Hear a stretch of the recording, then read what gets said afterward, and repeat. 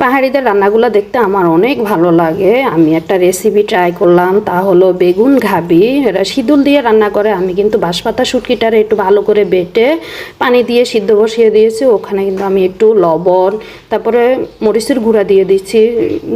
দেওয়ার পরে কিন্তু একটু ফুটিয়ে নেওয়ার পরে কিন্তু আমি যে সুন্দর করে ওদের মতন কিন্তু বেগুনটা কেটেছি। কেটে নিয়ে কিন্তু আমি বেগুনটা দিয়ে দিছি পুরান্ত ওই সিদুলের মধ্যে কিন্তু। তারপরে আমি একটু পেঁয়াজটা দিয়ে দিছি। ওদের মতন হয়েছে কি না একটু পাহাড়িরা যদি আমার ভিডিওটা দেখেন একটু কমেন্টে বলবেন, হ্যাঁ হয়েছে আমাকে একটু জানাবেন। তারপর আমি চাউল ধুয়ে তারপরে বেটে নিয়েছি। বেটে নেওয়ার পরে কিন্তু আমি চাউলের পানিটা দিয়ে দিয়েছি। এটা কিন্তু চাউলের পানি চাউলটা দিয়েই কিন্তু রান্না করে। যদি আমার ভিডিওটা যদি ভালো লাগে, তারপরে এই যে আমার হয়ে গিয়েছে, আমি ধনিয়া পাতা দিয়ে দিয়েছি। তারপরে একটু লাইক কমেন্ট শেয়ার করবেন। আমার ফেসবুক পেজে একটু ফলো দিয়ে যাবেন। আল্লাহ হাফেজ।